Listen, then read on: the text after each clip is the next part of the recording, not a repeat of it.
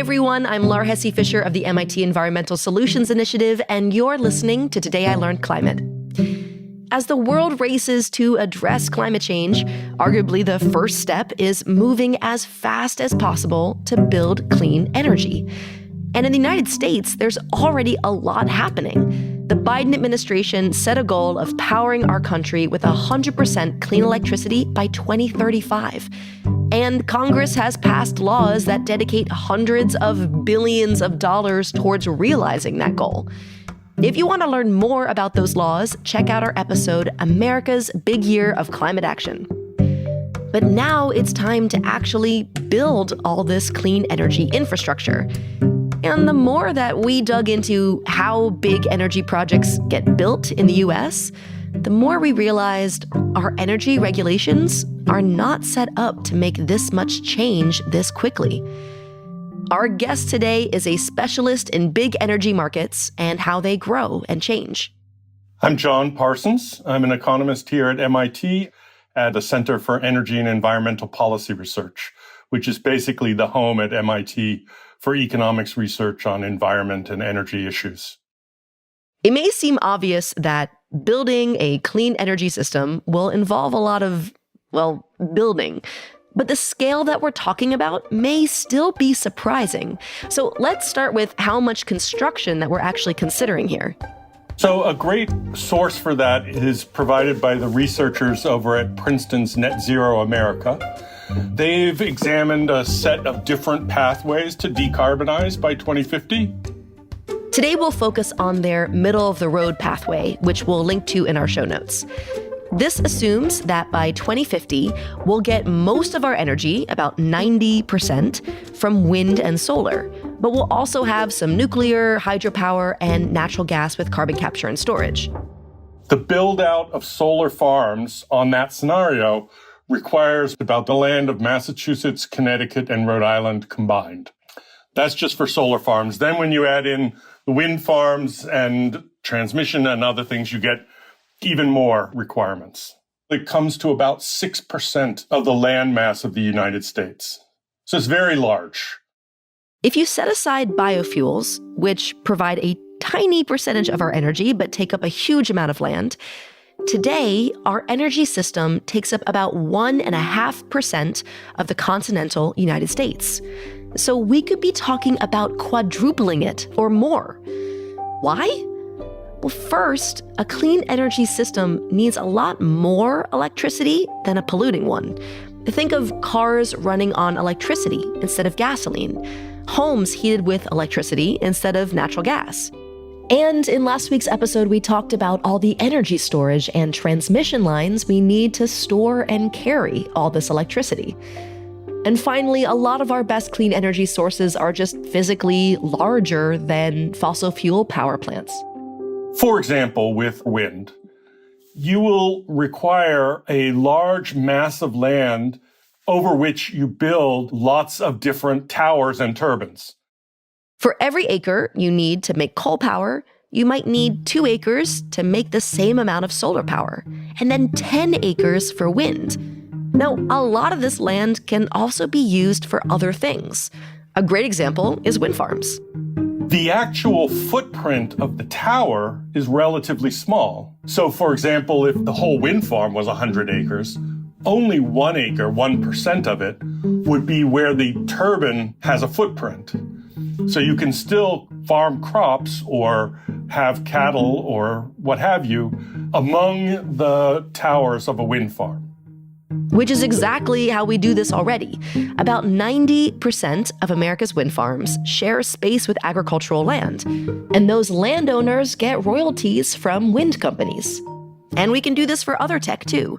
Transmission lines can be run along highways, or if we're willing to pay more, be buried underground. We can build wind turbines out in the ocean, what's called offshore wind, instead of the onshore wind that we're adding on land.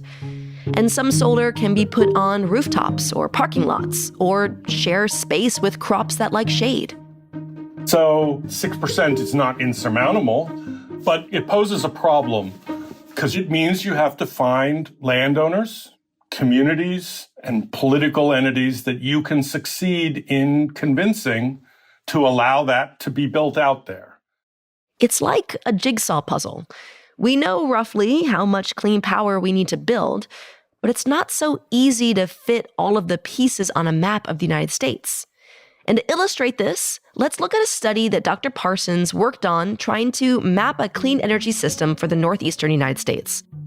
So we run these economic models that calculate for us what would be the lowest cost way to deliver energy services to the region while minimizing the carbon footprint.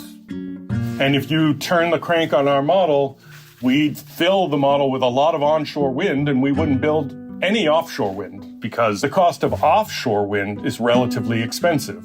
But that's not what's happening in real life. In fact, the Northeast is planning to build a lot of the pricey offshore wind out in the ocean near Cape Cod and Long Island. So you have to step back and ask, well, what's going on in reality that isn't being taken into account in the model? So one of the things that's going on is it's going to be hard to site all of that onshore wind. There are lots of different localities.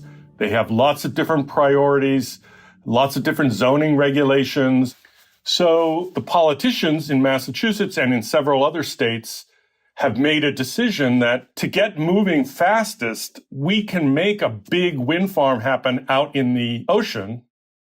So why is it so hard to line up land for energy projects? Well, let's imagine you want to build a wind farm. The first thing you'll do is come up with a good place to build it. Then you have to have some preliminary negotiations, like with landowners or what have you, to secure some rights, kind of like if you were looking at a book that you might want to turn into a movie and you want to option it. Now you have to actually do the work to build it out, beginning with filing for permits. You've got your environmental authorities, your land use authorities, you've got the local authority, which may have some regulations about how the land is used. You've got state entities, so it can be many, as well as then filing for these things we call interconnection rights. Interconnection rights are basically permission to connect your project with the electric grid. The construction takes about 18 months. But before those 18 months are several years of getting your permits, developing your relationships with the region, and so on. For wind farms, I'd say you're talking minimum 5 years, and how far out it goes just depends. And 5 years to approve a wind farm is actually short compared to some of the other energy projects that we need. Transmission lines are another order of magnitude. I mean, it can be, for some transmission lines, decades. For others, it would be 1 decade. Now, compare that to the goal that we talked about at the beginning of this episode, 100% clean electricity in the US by 2035. Will we get there in time? Reducing emissions is urgent. If we do things the way we've been doing them for the last several decades, we're not going to get very far. In fact, this is a problem that we're already running up against. There are over a terawatt of renewable energy projects awaiting their interconnection rights. If they all got built, they would double the size of our nation's electric power fleet. It would be enough to get the country to 90% wind and solar energy. Now, don't get too excited. Historically, less than a quarter of projects in these queues actually get built. And in the age of renewable energy, this problem is actually getting worse. It's easy enough to evaluate how one big coal plant or gas plant will connect to the electric grid, but it's much harder to figure that out for lots of smaller wind and solar farms. The solution isn't just to do away with all these rights and permits. They were created for good reasons. Your building permit says that your wind farm isn't going to be built in a dangerous way, and your environmental permit says that your power lines won't harm the environment. Of course, we want to check those things. We just want to check them more efficiently. Which is why a few states have started streamlining these regulatory steps. Like in 2020, New York created an Office of Renewable Energy Siting to process all of the permitting for large wind and solar projects within a 1-year deadline. Congress is debating something similar nationwide, which is especially important for power lines that cross state borders. And in June of 2023, Congress did pass a law to speed up environmental reviews of energy projects. But Dr. Parsons says faster reviews are only one part of the reform that we need. What we need to do is step back and develop a plan. A really good example is with offshore wind. Do we make each wind farm build its own connection to the onshore grid? Or do we maybe build a backbone of a wire running down the East Coast and enable each wind farm to connect to that backbone? It may be cheaper if we plan it out as an integrated system. To understand what state or regional level planning can accomplish, it might help to look at a project that's already underway. A major power line to bring hydropower from Quebec to New York City. So the state of New York is a good example for some of the state institutions that you want to have. They passed a major piece of climate legislation in 2019, really pushing them quickly to decarbonize their electricity system. But New York State already had NYSERDA, the New York State Energy Research and Development Authority. Unlike a regulator, NYSERDA's job isn't to review proposed energy projects, it's to make new ones happen. It's basically a planning agency of the state. So here you have big transmission projects that the NYSERDA agency helped to evaluate and shape. Private developers are going to be owning these transmission lines, but NYSERDA had the capability to make the arrangements to finance them. So it's that kind of planning capacity and the ability to broker a solution that makes a difference in moving the whole project forward faster. But here in the US, that kind of central planning for infrastructure is an exception, not the rule. And if we're just scattering jigsaw pieces on the table and hoping they pop themselves into place, it's much more likely we'll build an overpriced system that won't meet our climate goals in time. If you look at your own energy utility or state or town, it's likely asking questions about this process right now. Questions like, do we have a plan to get clean energy? Are we empowered to make a plan? And how long does it take to say yes or no to the next energy project to come online? I think the United States has, in the last several decades, found it harder and harder to build things. Not just transmission, not just the electricity system, mass transit, high-speed rail, tunnels, what have you. We need to expect our state employees, state offices to move quickly, and we need to give them the capability to move quickly, and we need our judicial institutions to respond quickly, faster than they do now. There are a lot of complicated interests to take into account. We can respect all community interests and needs, but we have to move. And if we get to work to make the changes we need, yes, we can meet our goals. That's the end of our episode today and of Season 5 of Today I Learned Climate.